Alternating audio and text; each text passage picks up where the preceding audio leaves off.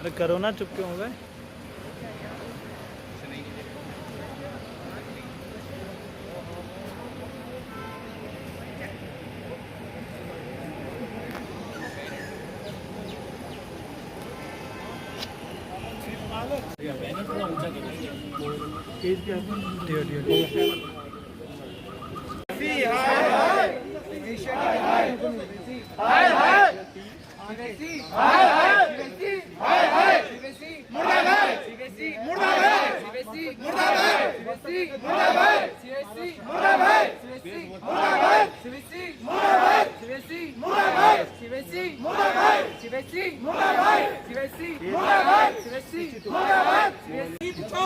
Result की जिम्मेदारी ले सीबीएसई इस बार।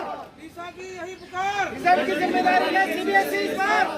यही पुकार। रिजल्ट की जिम्मेदारी ले सीबीएसई इस बार।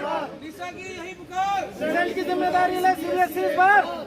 यही पुकार। रिजल्ट की जिम्मेदारी मैंने कहा तो मैंने गाड़ी की ढूंढ रहा हूँ 40 मिनट एक यहाँ हो जाए एक वहाँ हो जाए वहाँ हो जाए कोई बात नहीं है, लेकिन आप ढूंढ रहा है ऐसा वो भी करो थोड़ा गैप करो आप डिस्कस यही करो ढूंढने के लगे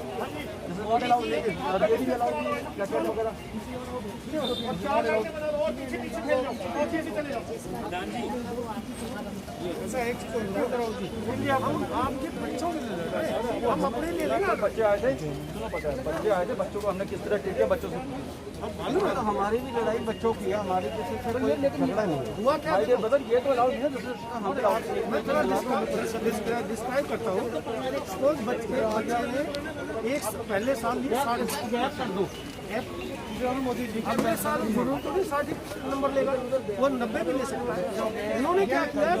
100 नंबर हमारे प्रिंसिपल सड़कों पे पिट रहे, रावत जी हमारे यहाँ जुलूस निकल रहे स्कूलों में, मैं दिखाता हूँ लठ मार रहे लोग, वहाँ पर कोई नहीं रोक रहा, हमारे लोगों को तो जान खतरे में पड़ी। हम सिर्फ ये कहने आए हैं कि आप उसकी जिम्मेदारी लेके ये विवाद खत्म कर दो, हम तो और कोई बात ही नहीं कह रहे।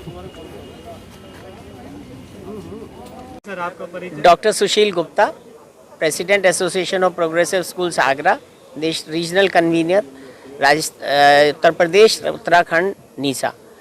आज हम लोग सीबीएसई के ऑफिस पर अब प्रदर्शन कर रहे हैं। ये हमारा सांकेतिक प्रदर्शन है और इस प्रदर्शन में जो स्कूल के मालिकों पे या स्कूल के टीचर्स पे जो अभिभावक जो सवाल जवाब कर रहे हैं, जिनका कि स्कूल वालों से या टीचरों से कोई संबंध नहीं है, फिर भी उनको जो है इस बात का बनाया जा रहा है और इससे कई स्कूल संचालक ने आत्महत्या करने की कोशिश करी है। मुझे कहते हुए दुख हो रहा है कि 4 स्कूल्स के ऑलरेडी ओनर्स जो हैं उनकी डेथ हो चुकी है। सिर्फ आप लोगों ने गले में जो डाल रखे ये सांकेतिक इसका बिल्कुल इस्तेमाल है कि अगर ये नहीं सीबीएसई ने अपना क्लेरिफिकेशन दिया तो ऐसे वो दिन दूर नहीं है जब और लोग भी अपने आत्महत्या करेंगे और इस तरह से आत्महत्या की कोशिश करेंगे, क्योंकि उनके पास कोई सॉल्यूशन नहीं है।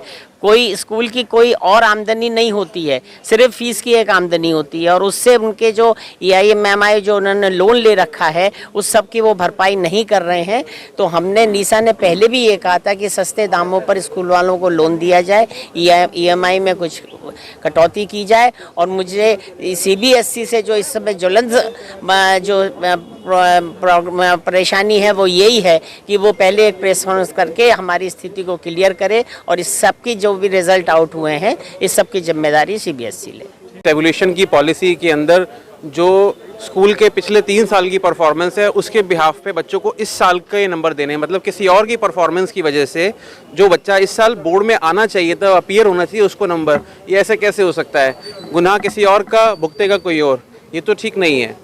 उस बच्चे का क्या गुनाह कि उसके साथ कोरोना हो गया? उसको ऐसी अपॉर्चुनिटी मिलनी चाहिए थी, टीचर्स को ये राइट देना चाहिए था कि अपने हिसाब से वो नंबर दे सकें। अब क्या हुआ कि टीचर को आपने कंट्रोल कर लिया, टीचर को आपने ये गाइडलाइंस दे दी, इससे आप बाहर ज़्यादा जाओगे, इससे बाहर आप जाओगे नहीं। आपके पास ये समझ लो, मैं आसान भाषा में समझाना चाहूँ, 1 गिलास भर दिया पानी का, उस गिलास भर में आपको उतने नंबर मिल गए, उससे ज़्यादा आप नंबर बांट ही नहीं सकते। तो यानी कि कुछ बच्चों को नंबर आप उसके हिसाब से दोगे, दूसरों को कम दोगे, तो कहीं ना कहीं हो सकता है किसी को कम मिल गए हो, किसी को ज़्यादा मिल गए हो।